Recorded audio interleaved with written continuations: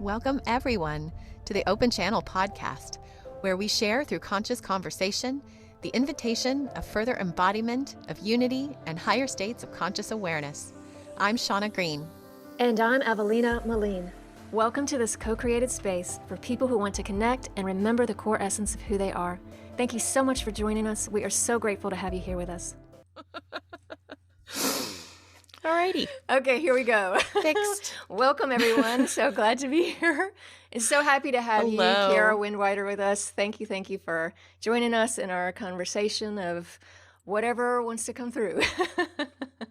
Whatever we explore. Thank you for just being here in community, everyone. Yeah. We're just glad to be together. Yeah.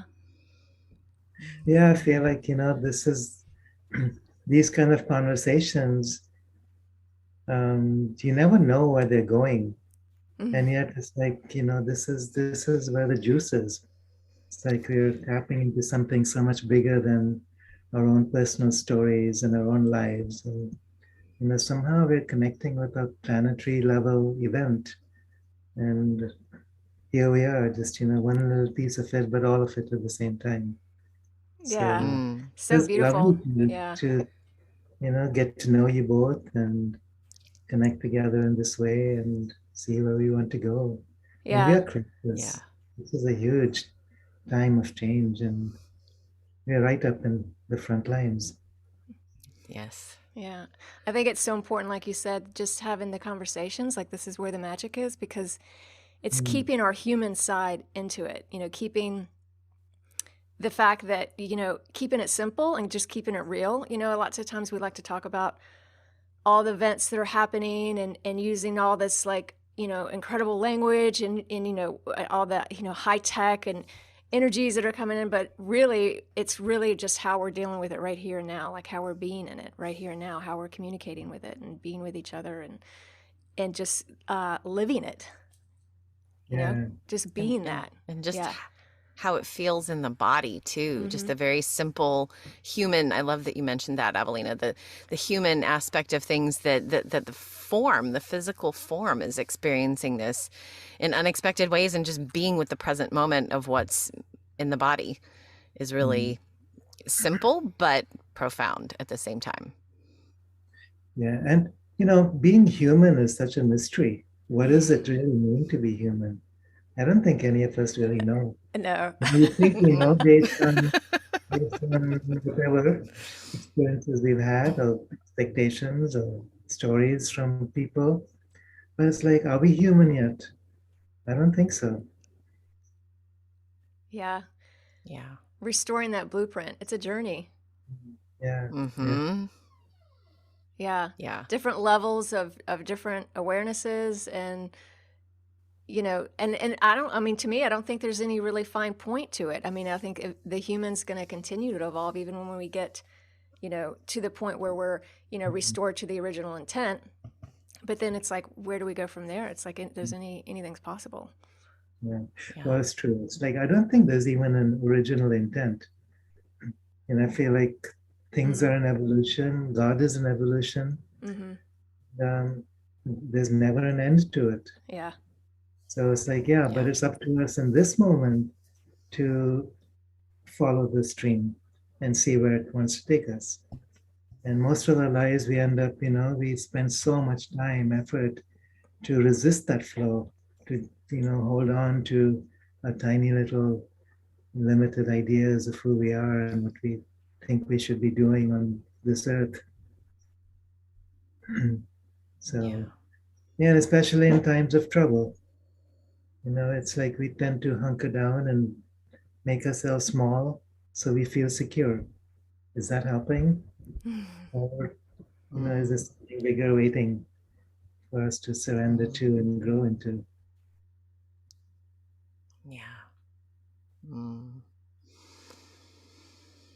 It's just walking the journey.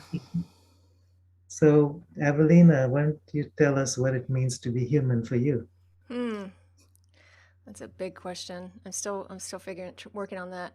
I don't know. Every day right now feels so different. It's like just riding that wave, and it feels so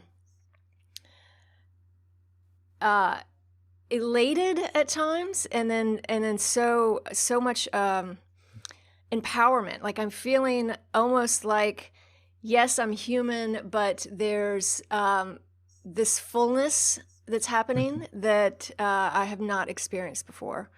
And just really creating, like I'm feeling like as a human, just really creating everything I want, every relationship, my relationship with food.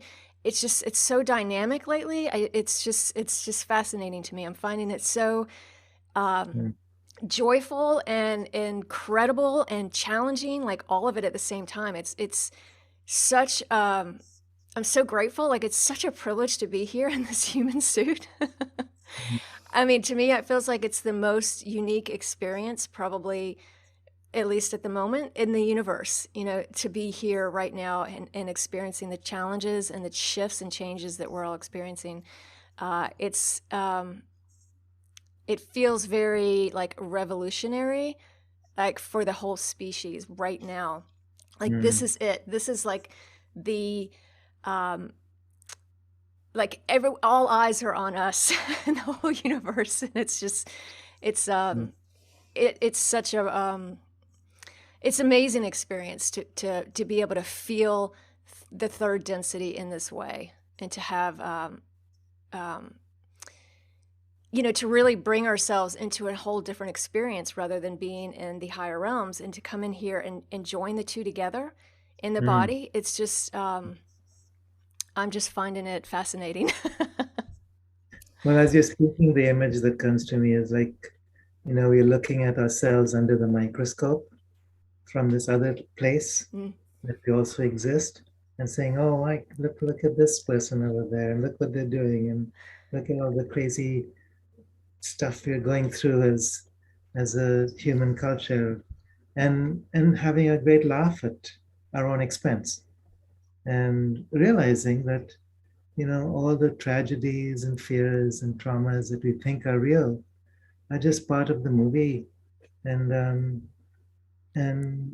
somehow we created it, we wrote the script, and we are learning from it, and we'll solve it, and that's part of why we're here. And from that space, to me, it's like, wow, being human is just such an adventure. Not because there's a goal, but simply because there isn't. Because we don't have to put anything inside the box. And there's infinite possibilities. And we take them one at a time, knowing that there's no wrong answers, knowing that there's no false steps we can take. So that makes it much freer. It's like, okay, if I know that there's nothing I can do wrong, and the idea of right and wrong is part of what we've taken to be human. But if we look at ourselves from behind the microscope, there's no wrong. It's just all an adventure. That's so freeing.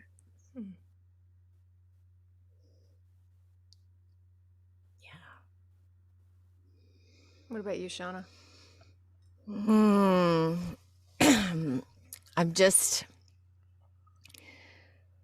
I'm so struck by the pace of everything and the way the flow feels. I'm just really fascinated by how the shifting changes the feel of everything in the moments that continue. And just keep noticing how even though I'm, Kiara, you mentioned all of the different experiences, and we're getting to sort of watch and be part of the movie. And so I'm kind of watching these things unfold, and yet the feeling of change is different depending on the situation, the day. I think I'm just so fascinated by that. I mean, what you've both said are, such true expressions. We're just seeing what's possible, and with our intentions, we're creating a new space that hasn't been developed or discovered because it's never been. And yet at the same time, there is a current underneath it that feels universally, I guess, constant, even though it's changing. That sounds like it doesn't make any sense, but the way the change feels has a higher level of consistency to it in my felt experience. And so I feel like I'm part of this bigger unfolding, even though the change keeps shifting. Does that make any sense at all? I don't know. Yeah. Well, what I hear from that is that there's a plan, a divine plan of some sort, and when we get close to that, to experiencing that, to living that, there's a vibrational feel to it, and that's what remains constant. So in the midst of all the changes and chaos, all the appearances, that's what remains constant. The knowing that there's a divine plan, that everything is unfolding. Even though there's no one direction we can go, there's a feeling of being close to fulfilling that plan, and when it's not happening. And what I'm feeling, and as you're saying, this is what comes to mind for me, is that I'm experiencing so much peace these days, no matter what's going on. There's so much crazy shit happening out there. And at the same time, I feel so much, light and peace and actually a joy even. Yeah. Like I don't take things so personally as a human family because I know that there's something bigger than all of this, and even bigger than what our minds can tell us, because all we know how to understand something is through the avenue of the right and wrong that our mind creates.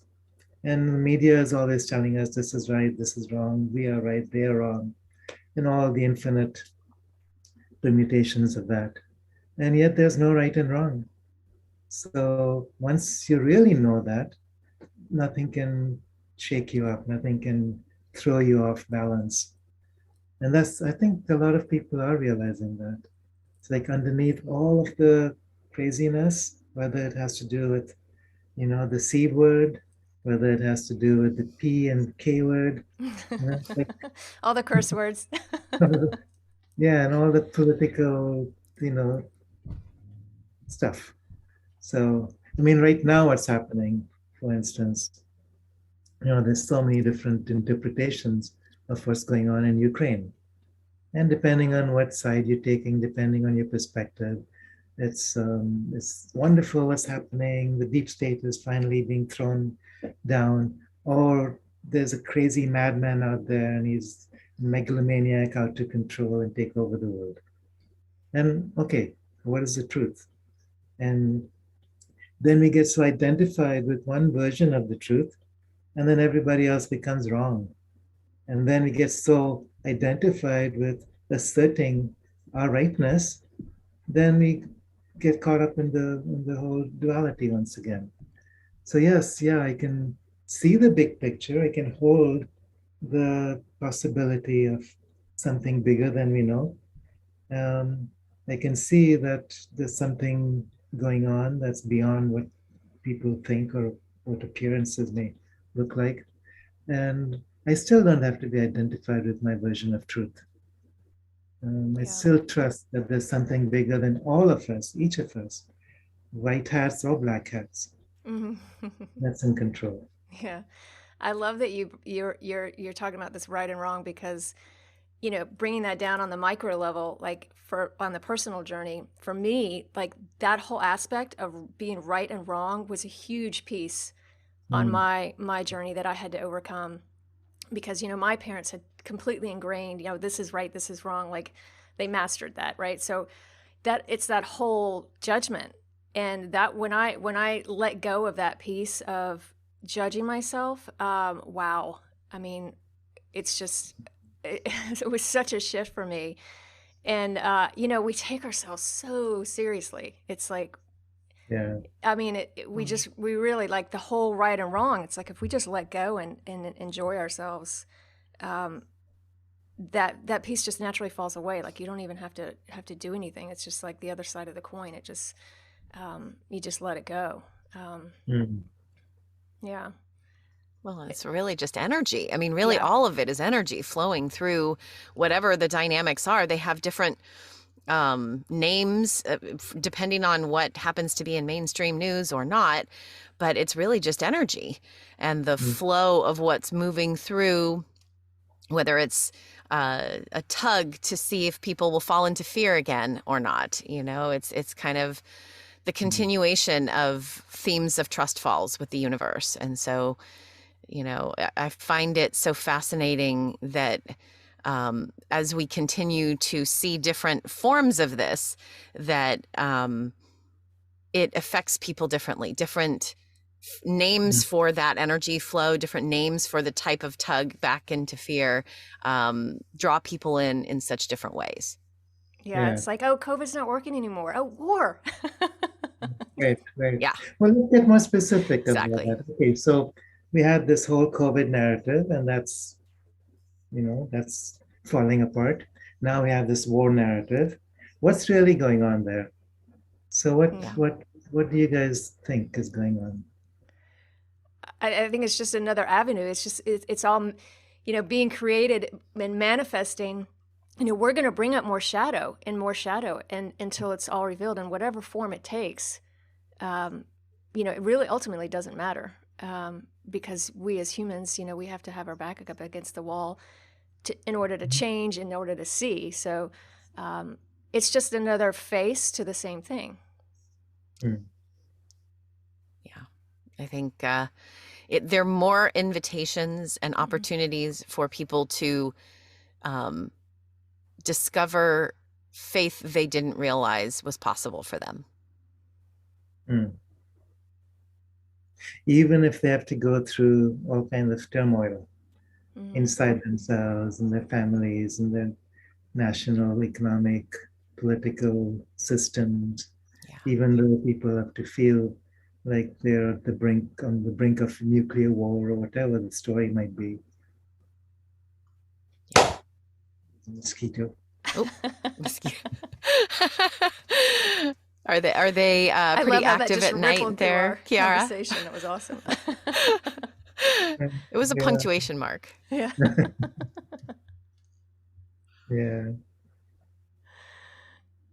Yeah. So how about you, Kiara? What do you think about the energies and the names and the what's unfolding that way? Do you see patterns that you notice? Oh, obviously. Well, I'm a little bit um, privileged in that way because ever since my college days, I had majored in peace studies, and so I was seeing how the system works. So back in my days in college, we were looking at the Vietnam War, we were looking at the Cuban Missile Crisis, and then looking at all the wars that followed: the Korean War, the two Iraqi wars, and Afghanistan, and Libya, and Palestine, all. And what I'm noticing is that they're not different wars. It's the same old, repeated over and over again because people haven't realized what's going on. So they see it as something new just because they are short sighted, because they can only see so far ahead. But once you start seeing the big picture, it's the same narrative, just repeated over and over. Um, and the bad guys and the good guys are not who you think they are. In fact, sometimes Yeah. they may be exactly the opposite of Yeah. what we're told. And once we realize that, it's whether it has to do with 9/11, whether it has to do with any excuse for war, um, you know, whether it has to do with elections and who wins and who loses and why. It's like I'm being very vague deliberately because this is on YouTube. Yeah. So I know what knocks us off and what doesn't. But I Yeah. think people listening who know what we're talking about will probably say, yes, I can see that. Um, and right now, it's like, okay, so there's one chap going into another country, seeming to be a bad guy, seeming to want to megalomaniacally take over a country. But what's going on behind that? Mm-hmm. Why? What's the history? And what's the war media doing to create a certain narrative, trying to make people believe something? And why are people not able to see past that? I think that for me is the biggest question. Why are people allowing themselves to fall into the same old narrative over and over again, giving up their sovereignty, giving up their discernment, just because someone tells them what's right and wrong and what's real and false? Um, so that to me is the big question. And what I see with all this is that people are waking up. People are realizing it's like one time too much, too far.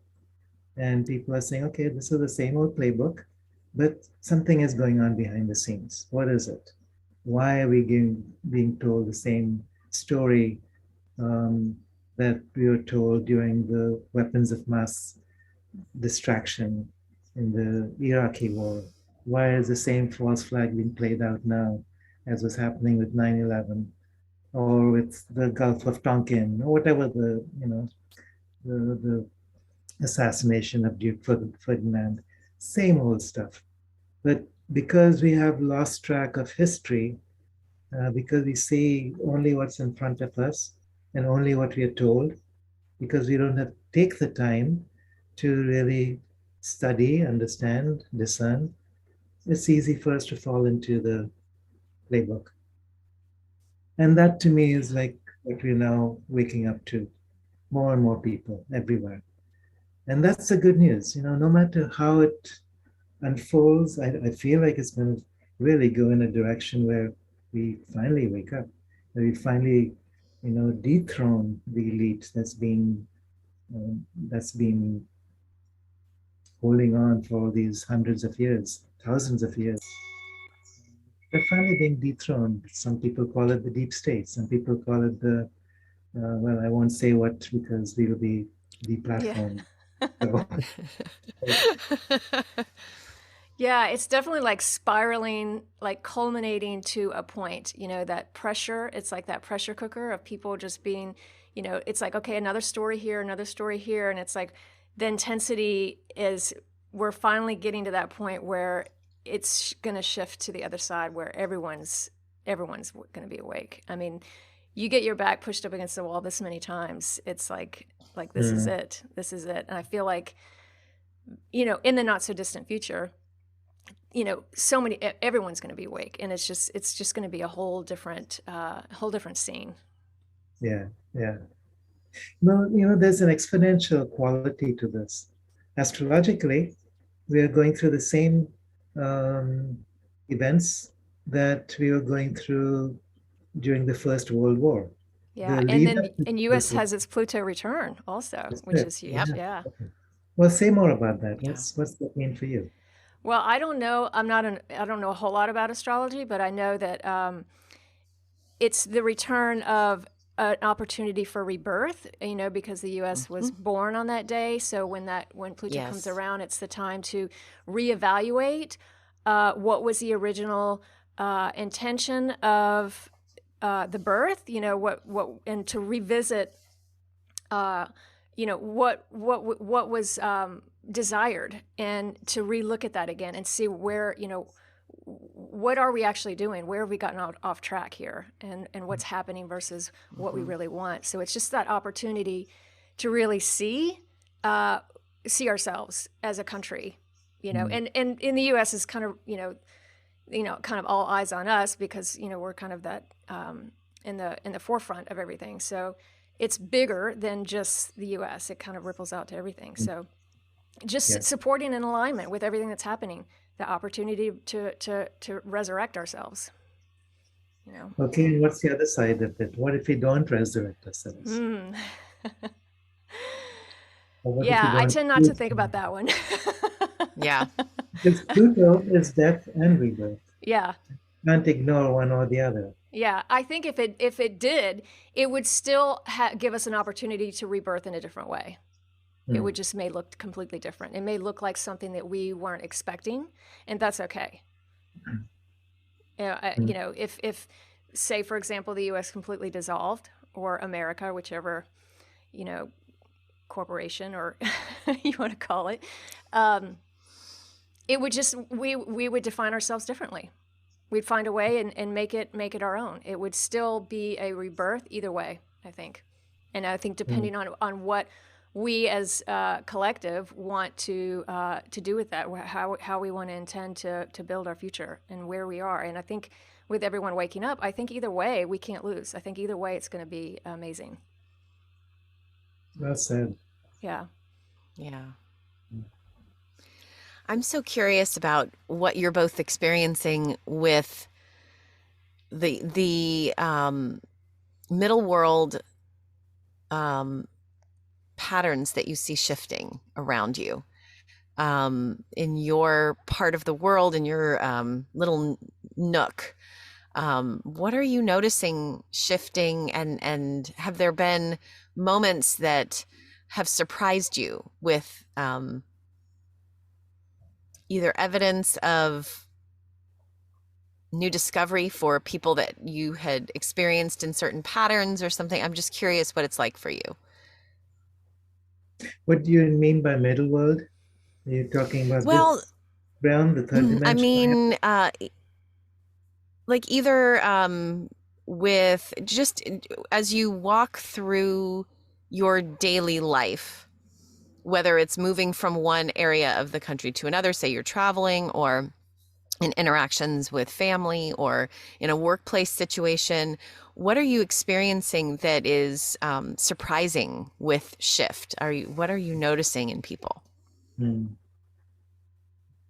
Good question. What I'm noticing is that there's two different realities kind of sliding on top of each other, and maybe more.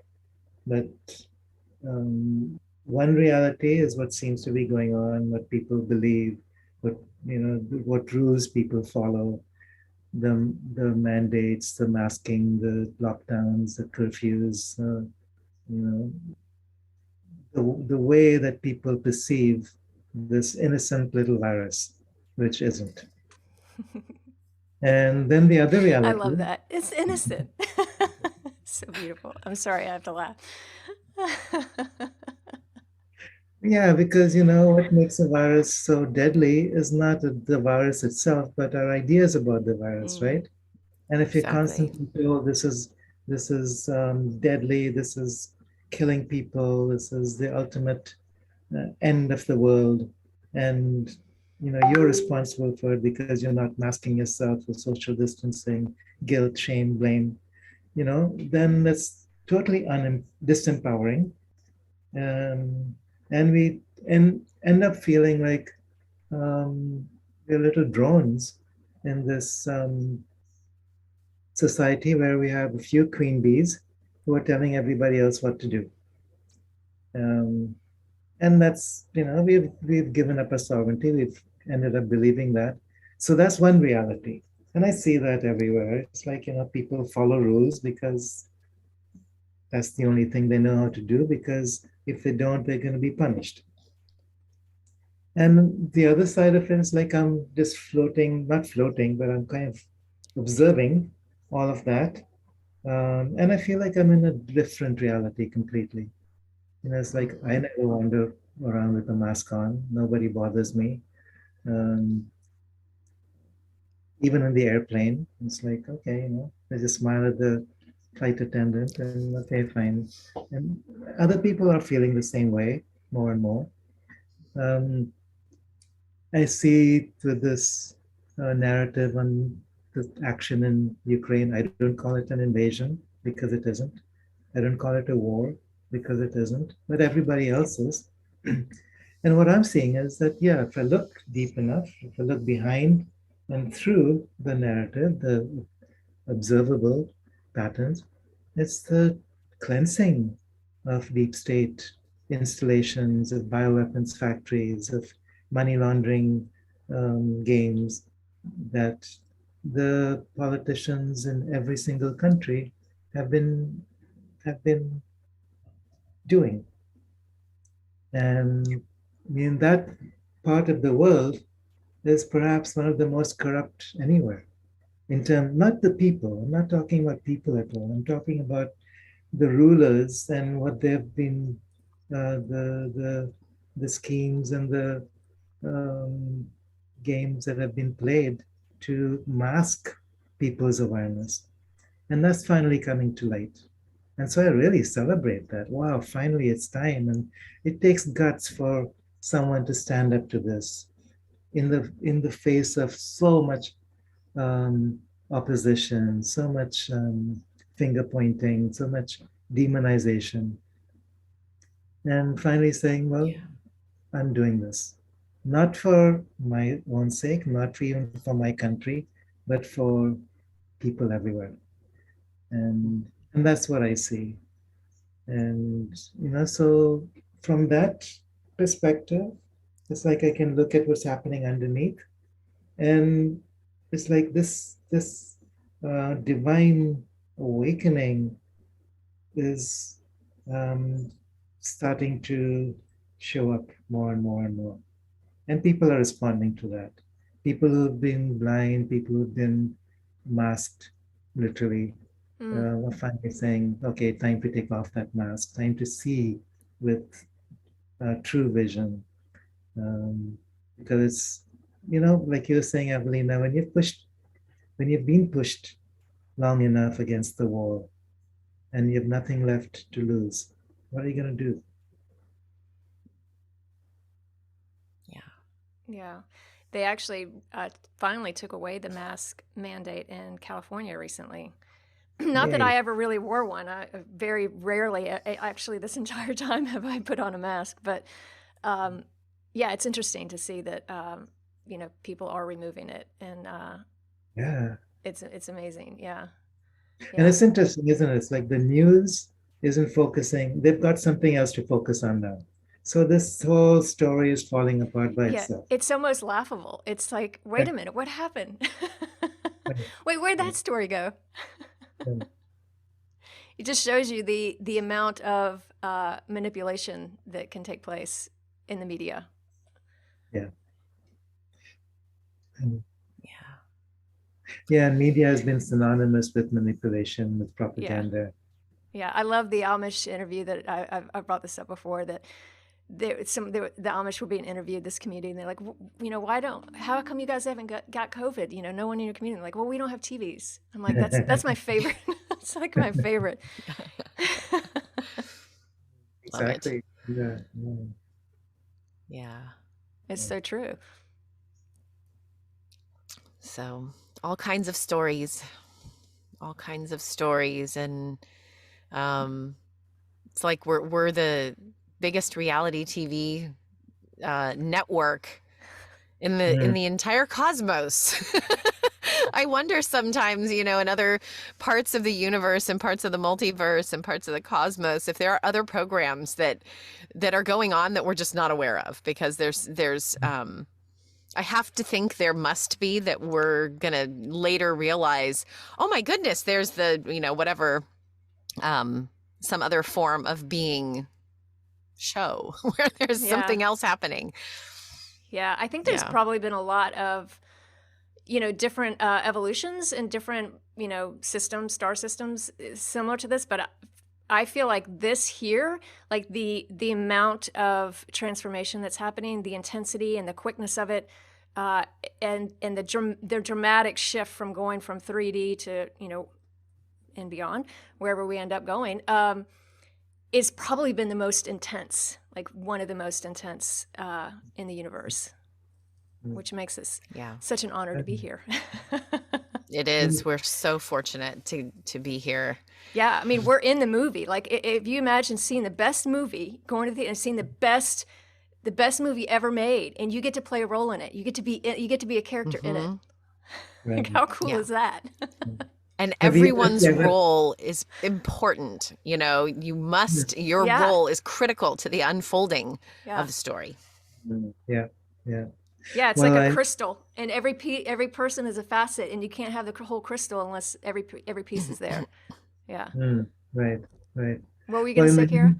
in the Hindu tradition, they talk about this reality as a play, as the dance of life, and it's like it's an illusion in the sense that it's not real. Not that physicality is not real, but the drama is not real. And we give meaning to our personal story, to a personal drama, and make that real. So, what happens when we start detaching ourselves from that story? We wrote, oh, Mm. I wrote that play. Yeah. And somehow Yeah. I'm acting in this drama. And then I'm Yeah. also watching the drama. So I'm the audience, I'm the writer, I'm the actor, and all of it. And then I'm Yes. the critic, finally, who says, well, that was Yeah. pretty. That's the biggest piece. I'm Yeah. the critic, the Yeah. judgment, Yeah, the one that makes it wrong. Yeah. right, right. All right. Yeah. It's And Mm. so either way, it's a position that you have to defend. Yeah, and it's interesting because I do that a lot when I'm in the dream state. Because Mm. I've been an avid lucid dreamer since I was a child, and often in a dream I will jump around to every aspect to every character in the dream, to being me in the dream, to witnessing the whole dream, but not from any certain perspective. It's really really fascinating. Uh, Mm. yeah, Yeah, if we can the apply family that to every constitution. day. Mm. Yeah. Yeah, that's actually it's a powerful way of interpreting dreams. Hmm. So you identify with every character in the dream, including yourself, including your enemy, including the scenery, and saying, I'm this Yeah. and this and this and this. So then you're no longer identified with one fractal of life. Um, you're not stuck in a certain role because Hmm. that's what creates the drama. That's what creates the Mm-hmm. turmoil and the fear. When you feel like you're stuck in a certain role, there's no options, there's no way out, and I'm sunk. Mm. Yeah. I'm a victim. Yeah. Yeah. And that's Yeah. sort of like the biggest polarity that we're all, as a collective, seem to be overcoming is being that victim. Like you Mm. said before, being told what to do. We love rules, so many people, they don't want to step out and take that responsibility. And that's what's being forced to happen, Yeah. really stepping out of being told what to do and seeing our own empowerment. Mm-hmm. Mm. Mm-hmm. Well, I find that the journey has continued to surprise me with felt sense experiences, and I don't know if you're encountering any new felt sense experiences through these very powerful days lately. I'm just curious what's alive for you in the physical form. Mm. You want to go first? Well, actually, and Shaunna's heard me say this before.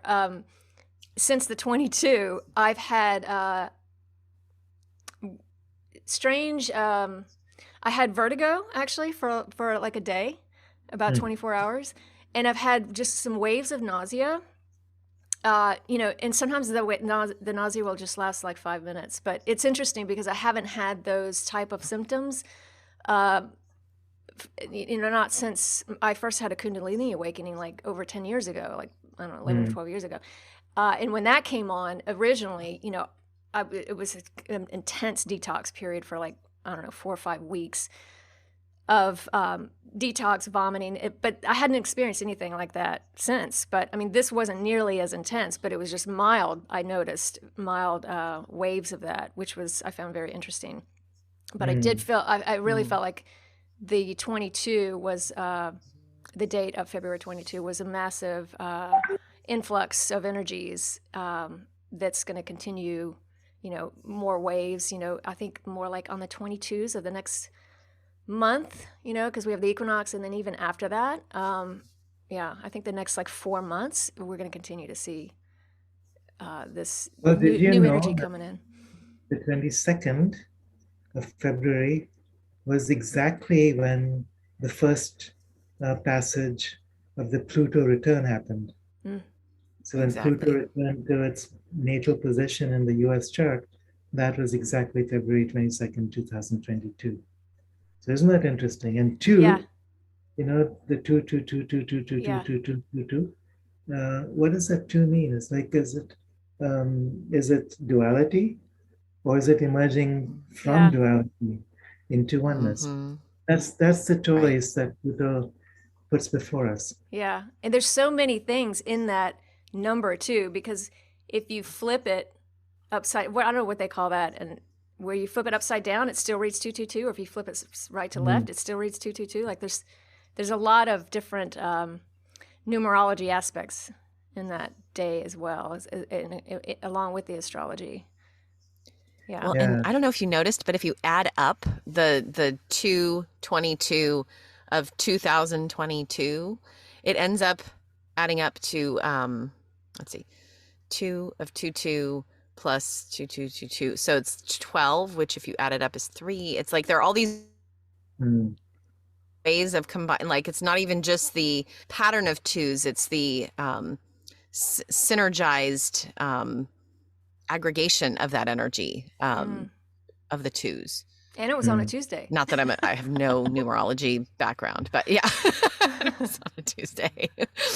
So there's just a lot of energy alive in that um, space. I don't know. I felt just being absolutely pulled into um, a very deep meditative state as that Yeah. 222 portal was arriving, and just to the exclusion of all other experiences. It was just like, nope, going inward. That's all I can do. It doesn't matter what's going on around me. I need to be inward. And then feeling incredibly intense energies moving through the physical form, shifting, changing things. And since then have had even more powerful energies move through in meditation. It just seems that somehow this portal being open has shifted the energetic force to a different gear, I feel. Mm. How Mm. about you, Kiara? Mm. Yeah. My, so you asked about my felt sense. Actually, what I'm feeling is not moving towards something, but away. Mm, Um, so, much of my life, I've had this really urgent sense of mission. It's like almost like, I have to go save the world. And it's right. like this big weight on my shoulders. It's not, I think a lot of us have carried that weight on ourselves. When we know that we're here to make a difference in this world, when we're here to serve, but because of a sense of feeling helpless and hopeless, that weight becomes heavier and heavier. And I feel like Yeah. that weight is just dropping away now, which is interesting because one aspect of that is that I don't feel like I have to do anything anymore. Yeah, I want to. I want to understand. Um, I want to be in the midst of everything that's going on, but there's no duty bound um, need for this, and that's Yeah. so liberating. So that's kind of and I see it as a cocooning. So the caterpillar is like busy running around, munching on leaves or doing whatever a caterpillar does. And then finally it's in this cocoon. All the senses are shut down. Um, I don't have the same level of urgency about things. I'm more of an observer, witnessing what's going on. But as the witness, in the state of cocooning and emerging into the next phase of butterflying, there's something else going on, which is that my identity, my sense of identity is no longer here in the, in this cocoon of the four lower bodies. My identity is like something above, dropping in and infiltrating, uh, Mm. purifying, deepening, and and it requires an ability to surrender to what's wanting to come through. Yeah. Um, there was a time when that was difficult because I couldn't trust that. I felt like it was up to me to make everything Mm. happen. And part of what's happening with this cocooning, and as that weight is dropping away, it's not up to this personal self anymore. It's not up to this little No. tiny creature that sees everything in terms of right and wrong and good and bad, or, I'm responsible or I'm a victim. No, it's like so much bigger than that. And so what's happening almost spontaneously is a surrender to what I would call the Great Mother. And Gaia, Mother Earth, is an aspect of that. And so I'm feeling like, okay, I'm just surrendering to her as a living presence, not just Mm. a piece of rock floating in space, but a No. living Yeah. presence, a powerful, vital, evolved entity that's here to support this great evolution, this amazing universal uh, drama that's taking place right now. And that's Yeah. in some ways it's very freeing, in some ways it's like, what do I have to do now? So it almost feels like a loss because I'm not feeling the same agency about things anymore. I'm seeing from this perspective, from this vision, rather than being in the middle of it. And at the same time, it allows me, when the time is right, and I notice, like, um, there are times when that force comes through and things get said and done in ways I didn't expect, in ways that are powerful and effective and efficient, which couldn't happen just from this personal self. Other times I feel like, oh, there's nothing to do. I might as well just relax. And for the first time in many, many years, I'm able to relax. I'm able to walk by the Mm. seaside and just enjoy the beach and not have to think about, what I need to do and what I have to say and how I need to pull all these pieces together and, do my next YouTube video or whatever. It's like, yeah, I can just be by the sea and enjoy Yeah. the shells, pick up a few, beautiful shells along the beach and wade in the water Mm. and watch the sunset and feel the breeze. Wow. I mean, That's I know you living. do.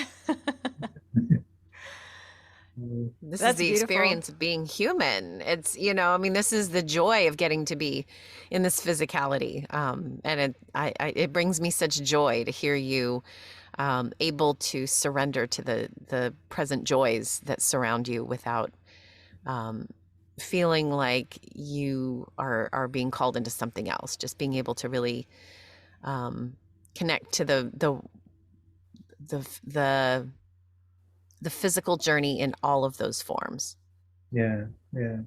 And you Yeah. know what the paradox is that um, if it came to a point where it was time to drop my body now, I'd be totally okay with it, even though I've never been more content and purposeful about being here on this earth. Yeah. Yeah. It's like the pressure's off. The pressure's Yeah. off. Yeah. And I was Yes. really Yes. relating to your sharing, Kiara, about that surrendering to that higher energy and the way for me it feels like it's that more embodiment of the oversoul coming in, and that's what I've been feeling, Hmm. just surrendering Yes. to just the not just the soul, the higher self, but really allowing that monad to come into the body. And I feel like Hmm. that's what's happening for a lot of us. And I do feel, just as you were saying, that it's almost like directly related to letting that pressure off. Because like you were saying, we all came in as, you know, light workers or star seeds or whatever you want to call it, with that, like that mission, like, and it's such a strong pull, and we put so much pressure on ourselves. And I'm seeing it a lot when I'm working with people. It's just, let it go. It's like when you take the pressure off of needing to change everything, and that you have to be of service, and that you have to go out and do all these things, and what's my purpose, how am I going to serve, and when you really relax into it, that's when you actually let the bandwidth of more energy to come in, because otherwise you're contracting. So I'm seeing so much of exactly what you were saying and feeling that myself, of just I don't have to have a purpose to go out and do. I don't have to go out and do anything anymore. It's like that. Right. That's sort of fallen away. And in the doing that, you start enjoying more of what is taking place. Yeah, and then you end up serving even more. It's so beautiful how it happens. And yeah, I love it. Like you don't need what's that, Kiara? Go ahead. Sorry, I think there was a delay. Go ahead, Kiara.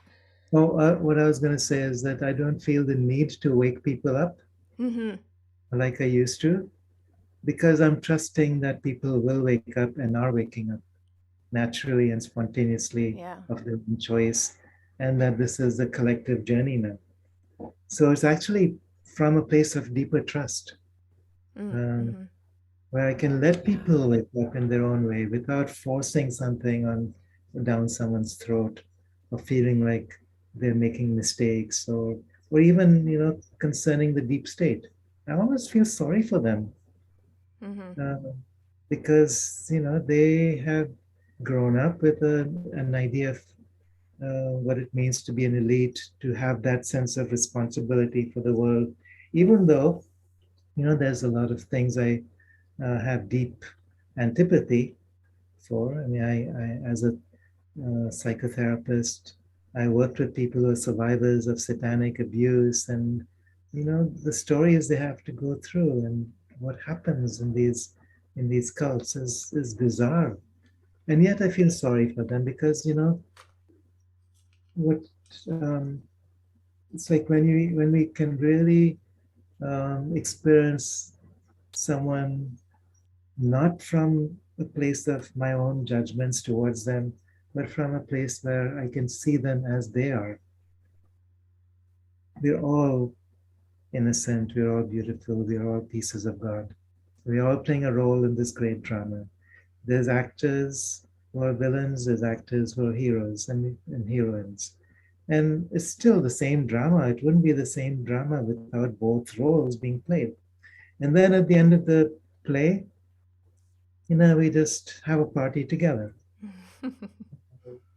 So it's like, so if we can step outside of this drama right now, and have that space of compassion for everyone who's playing a part in this, that takes us out from duality, that takes us out from victimhood, and it takes us out from fear. Yeah, I love what you said about trust, because the way I see trust, it's like when you trust, you can't have fear. It's like the antidote of and you could say, like, trust is also courage, because you don't really have to. When you trust, there's that the other can't exist, because you're just in that space of surrender, really, to knowing, that all is well. And the trust is faith. It's faith that all is as it should be. That the trust is in the higher plan. The trust that you so beautifully mention, Avalina, is the knowing internally that all is held. And I love how we've been discussing this shift out of a need to do and into a place of surrender to the flow of what's moving through us. I mean, that is what you're saying, Avalina, is the connection with the monad and the becoming the higher self, so that there's no separation anymore, that there is simply what's moving through us in the physicality as the divine plan, and how blessed we are to get to experience how that feels. I mean, in just a sense of spirit that's disconnected from the physicality. And here we are getting to experience this within a physical form. What a miracle. And how grateful we are to be part of it. Yeah, it feels amazing. I don't know about you guys, but I'm feeling Hmm. amazing. Yeah. Yeah, yeah. You know, that reminds me of a story that I heard about this Mughal emperor who had a contest. He invited all the artists in his empire to paint a picture of peace. Mm. And so, there are all these beautiful paintings and nice images and colors and, just peaceful scenes. And then there was this one painting, which, there's all kinds of chaos going on, and wars and crazy stuff. And then in one corner of this, um, there's a high up on a tree, there's this nest, and this mother bird is, plucking a worm from wherever and feeding its babies, chicks. And it's like, that's his peace. And in the midst of the chaos, Mm. midst of all the craziness, you hold that space of trust Yeah. and acceptance. Beautiful. Acceptance not from a resignation, but acceptance in the sense that there's a divine plan, it's unfolding, and it's all perfect right now. Yeah. So perfect. So Yeah. beautiful.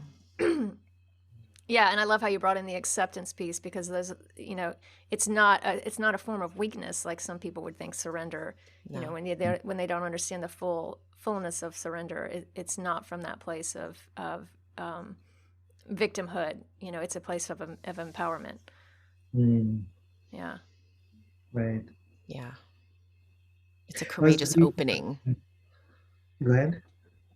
Oh, just that it's a courageous opening. It's just a surrender is a courageous opening to what's moving through, rather Mm, than a weak, passive, oh, I give up. It's not, like you were saying, Avalina. It's not disempowering. There's a sense of very, very deep strength in surrendering, yeah, and sometimes yeah. people don't realize that.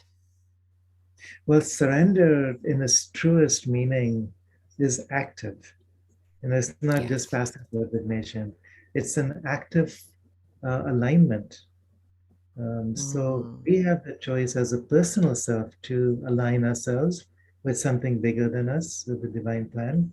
And then we surrender to let that monad enter and move through us. But it's a powerful alignment. Yeah. Surrender is really, I don't like how that word has been misused. Yes. It's Yeah. been Mm-hmm. seen as a resignation, as Yeah. been Well, seen it's as, used in war, right? Oh, we yeah, surrender. yeah, That's Yeah. yeah, that's probably where we get that, right, definition from. Yeah. That right. tainted view of it, which is, Mm, often happens, we know. yeah. So I Everything's would always turned use the around. word alignment instead of surrender is like an alignment. Mm-hmm. So what you're surrendering is the personal self, and the alignment is to the universal self coming through and moving through us. Um, so that is powerful when we can allow that. Mm-hmm. Yeah, it takes Yeah. strength. It takes strength, it takes Yeah. courage, Yeah. yeah, and it takes psychological maturity because we have um, so many of us have had experiences in the past where we've mixed and confused those two things. And then we felt like we had to hold on and be strong. Otherwise, we get thrown under the bus or we get victimized or taken over. Mm-hmm. So, surrender has become this uh, identified with weakness. But we haven't really understood surrender. And I think that's what we're doing now. Yeah. Yeah. Yeah. It's really the dark night of the collective. And that's what Pluto does. Yeah. Yeah. Yeah, and from my understanding, the return of Pluto is like, it's not just like a quick dip. It's, several years That's right. process. Yeah. Right.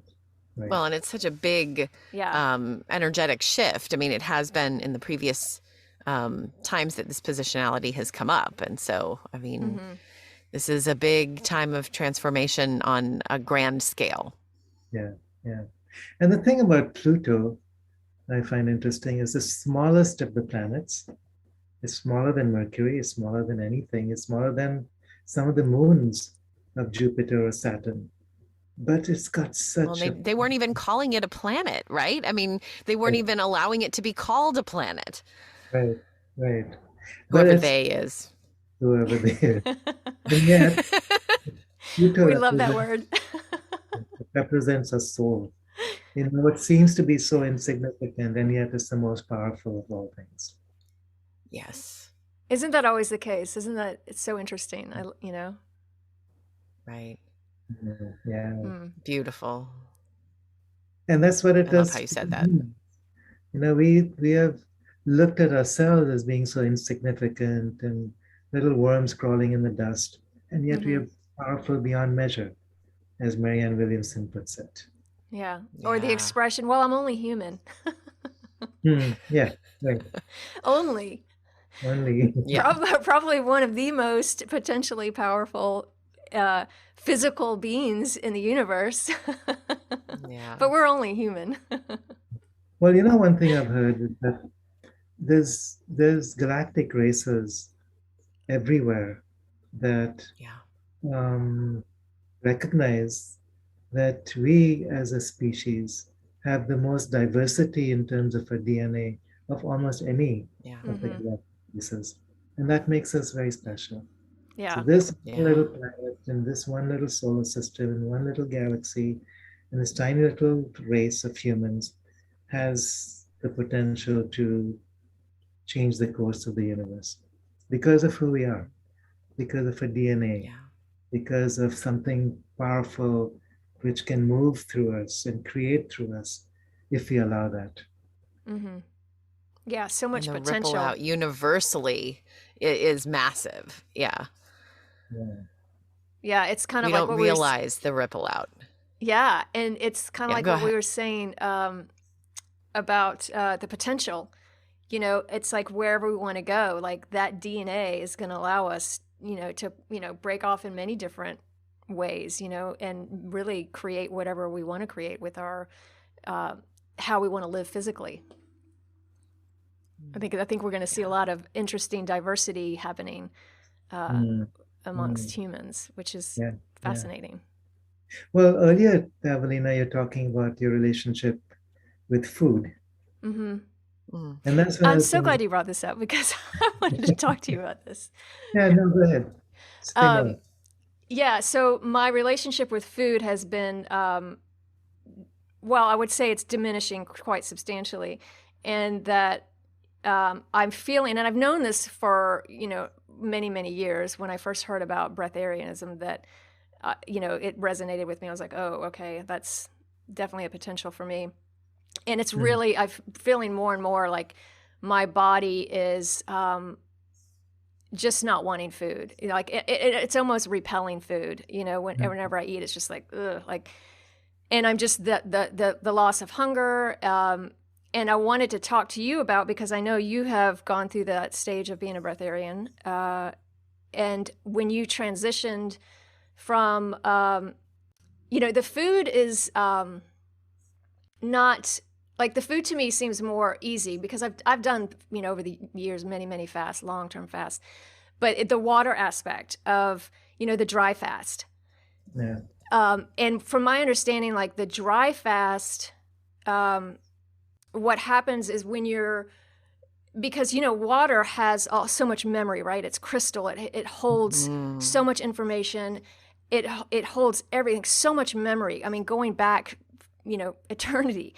So when you dry fast, that you're expelling, you know, because you go through that period of dehydration, that you're expelling all the water. It's like you're expelling all the old patterns, all the old memories, and you're letting all that go. So it's a huge piece of, you know, the clearing of the body and the allowing for more embodiment, more higher energies to come in. And then, you know, when you start to drink water again, you know, obviously to really program that first drink of water, because that's what's going to be replenishing your body. So how did you go through that process of, did you go through a dry fast, or did you just kind of gradually deplete? Because I've heard it done both ways. Yeah. Well, at one point I met this woman, Jasmine. She's Australian, and she was talking about living on light, and I thought, okay, this is what I want to do. And then other things happened. I didn't follow that route. And then things started happening more spontaneously. It's like you're saying, your appetite for food started to drop away. So it was happening more organically. Mm-hmm. Like right now, like here I'm on this beautiful beach. There's like a dozen coconut trees in my garden here. And so I've been eating basically coconuts and drinking coconut water.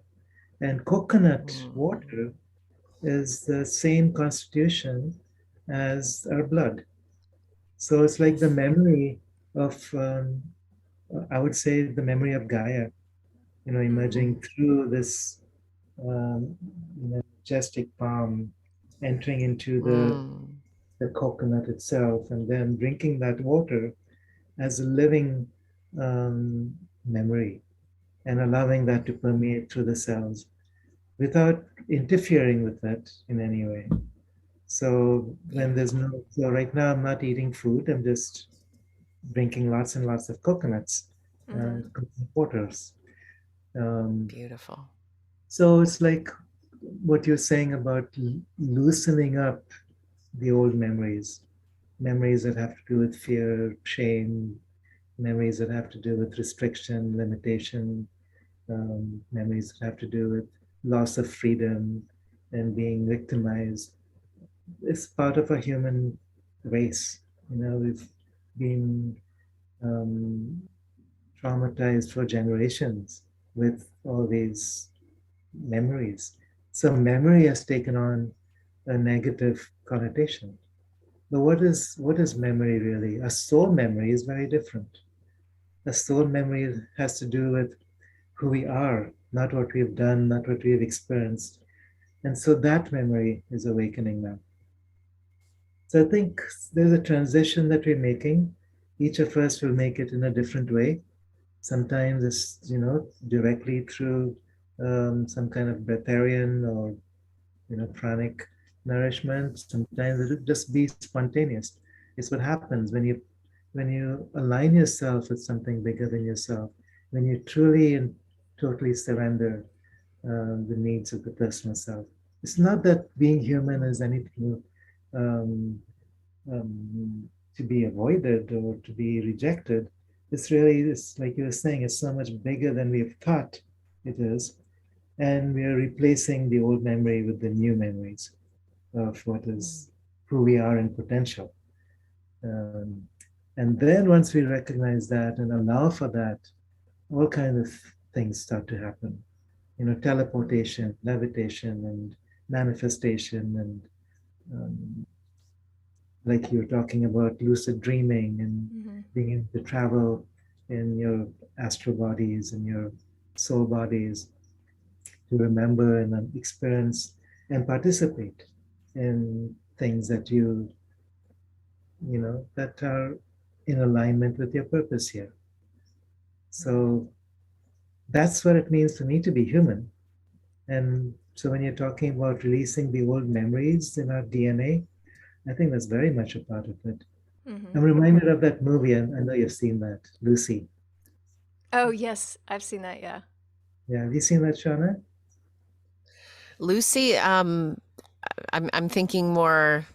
You're not talking about like the Lucille Ball movie because that doesn't. No, this is a different one. Yeah. Maybe I'm guessing I haven't seen it.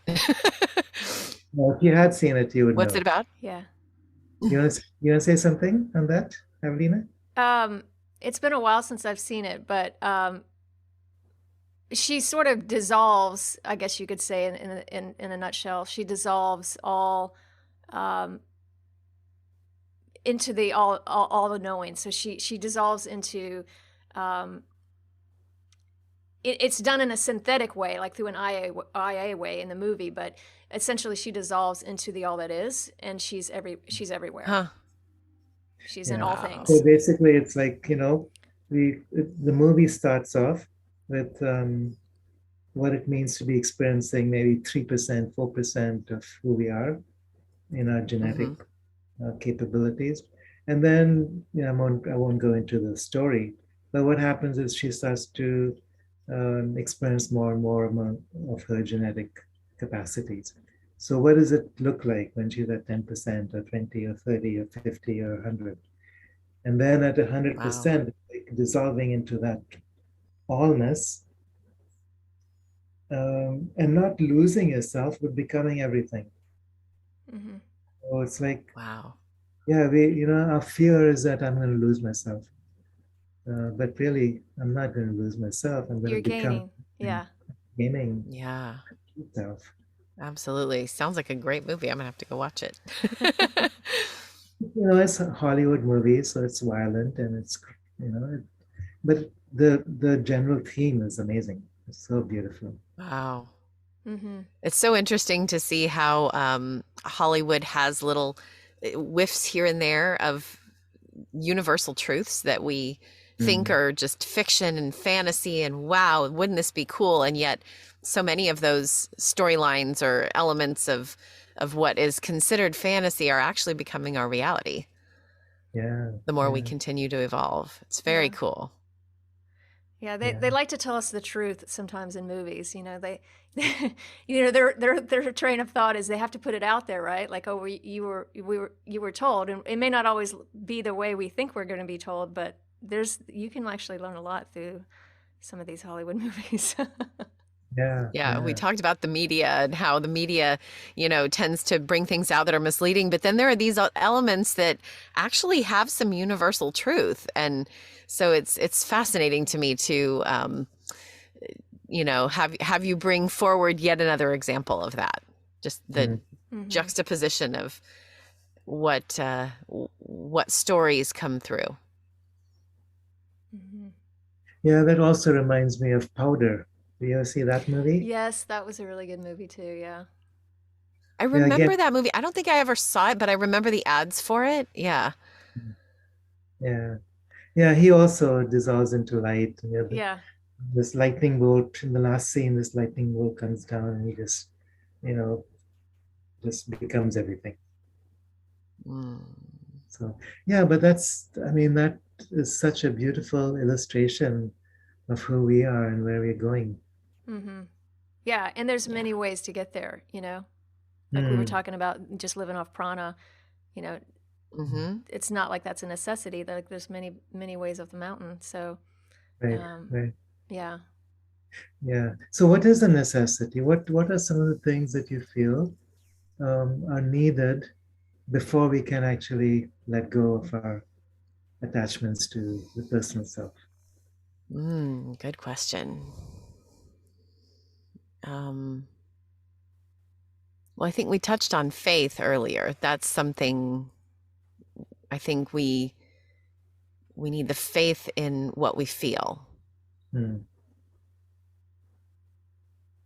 Because as you were saying earlier, Kiara, and I know that Avalina and I have touched on this before in our previous conversations, but just the act of surrender is a choice. And so it's I think if we're releasing attachments, it's a commitment to the choice of holding faith. Mm-hmm. Yeah. Yeah, and I think you know, as a foundation, everyone really has to get in touch and um, looking at their emotional body, because that to me is like you really can't go anywhere until you start processing your emotions and taking like responsibility for what you're feeling. Because as you were saying earlier about memories, the human, not the soul memory, but the human memory is mostly based on our emotions. Like we remember the things that we got emotional about, and we tie to those, traumas and all these things.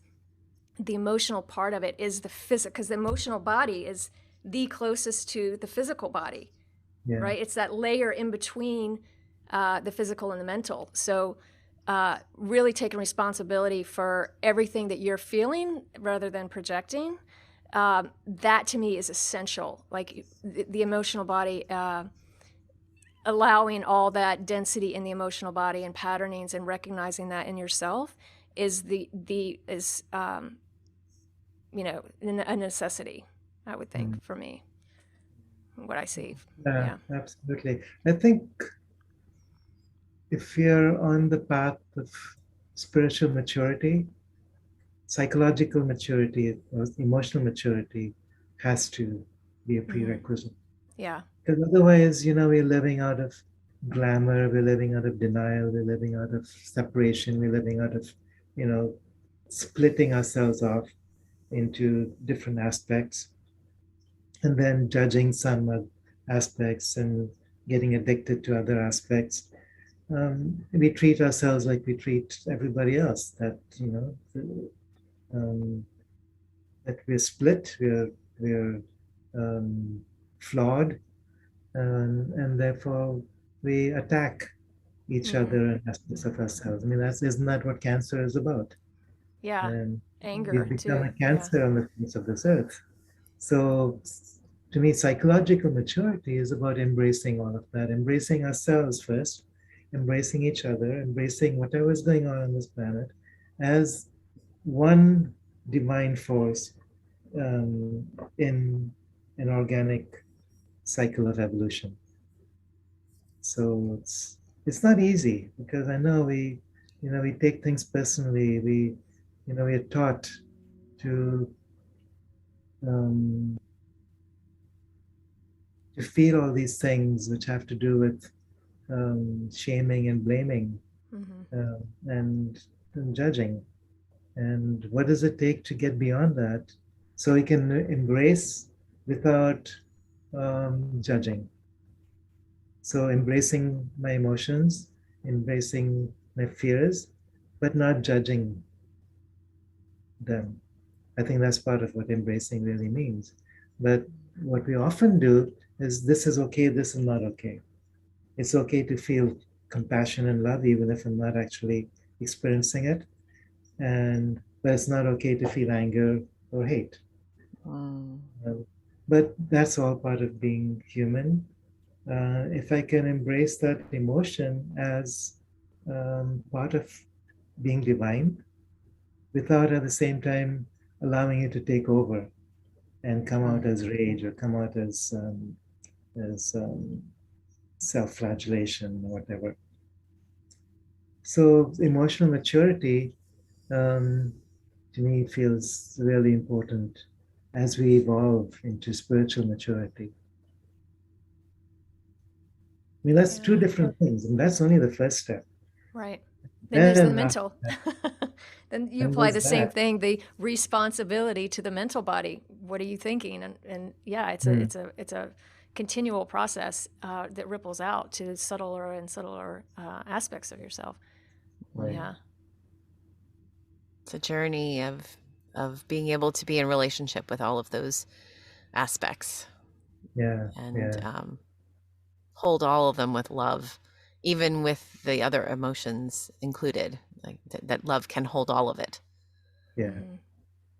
And one thing I've realized is that it's almost impossible to make that journey without having a community of people around us that can hold us, embrace us in this So important. world. Yeah. I couldn't do it by myself. I mean, I wouldn't Yeah. be able. I've got so many blinders.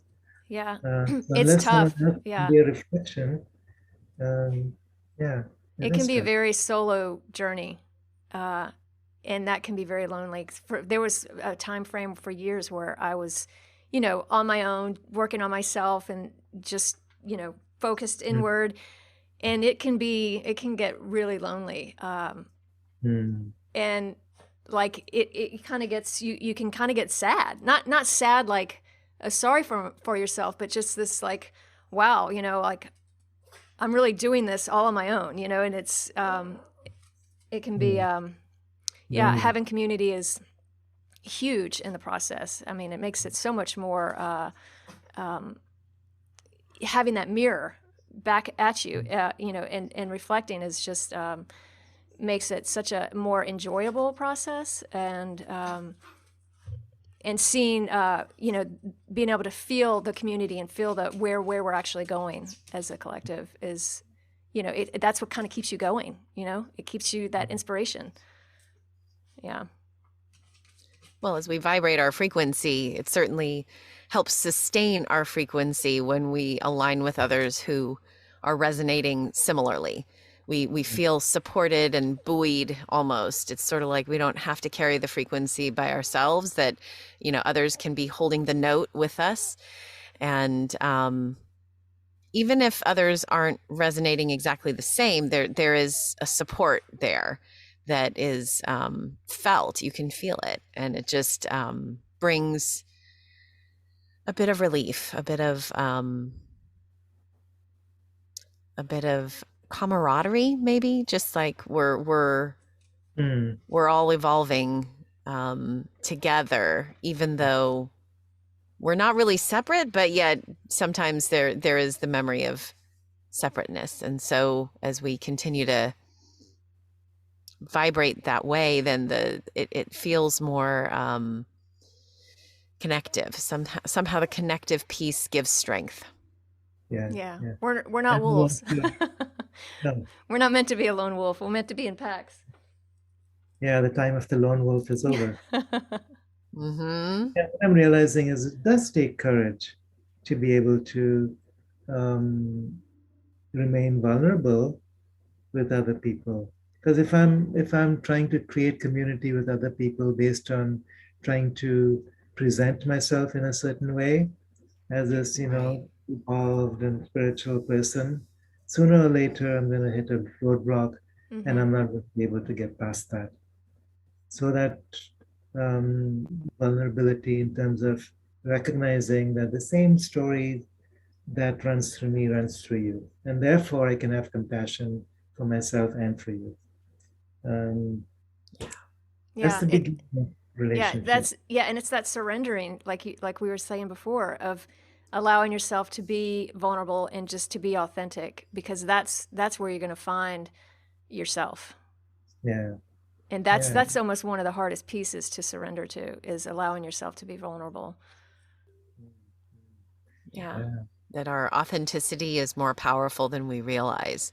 That sometimes when we try to present something that it looks different to others, that perhaps that is a way of separating our true self from what really is. And so when we allow the vulnerability, we allow the authenticity to pull resources magnetically to us that we wouldn't have been able to access with that separation barrier. Yeah, and it's just being human, like we were saying before. Like, what is it to be human? And that's it. You have to allow yourself to be human. Love how we're bringing the beginning to the full circleness of this conversation. It's so beautiful. Well, speaking of full circle, I realize we've been going for an hour and a half. Yeah. I don't know what time limits you have for your Time doesn't exist anymore over here. No, time doesn't I don't know exist, about you guys, we are. I can't keep up with time at all. I can't even remember what I did yesterday. So. No, exactly. And what a gift that we can go on for hours and never get either tired or run out of things to talk about, because there's so much richness here in this community setting. Well, that's what I like about this. When I started this, I was tired. I've been walking for hours, and I've been bitten by mosquitoes, and so then it's like, once we started talking and connecting, and stepping into this other perspective of who we are, it's like there's so much energy now. Yeah, so much prana comes in. It's like that conscious, Yes. conscious conversation just allows for like that pure raw energy, and you can just go on it for hours. Like we could sit here and talk for hours and not get tired. Yeah. It's our shared resonance. Yeah. We're buoying each other just by vibrating together here. Right.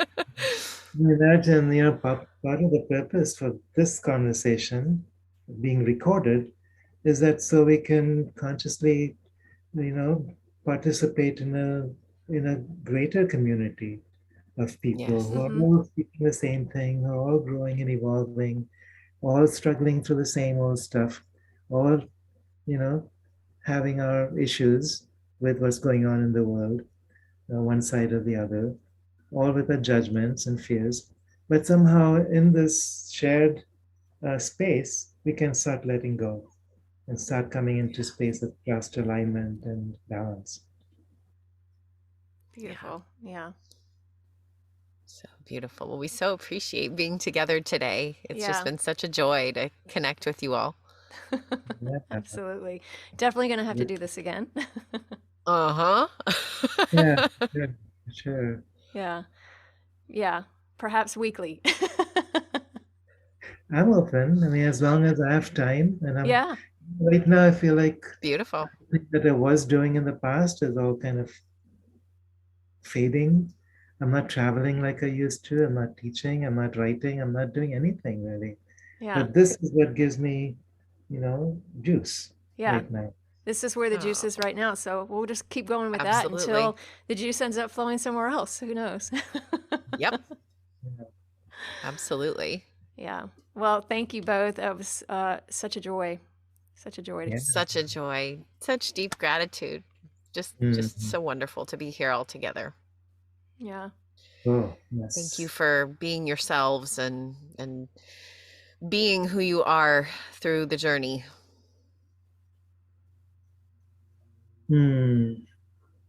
No greater place than this earth to be. No greater moment than this right now. Yeah. Greater community than what we are creating here together.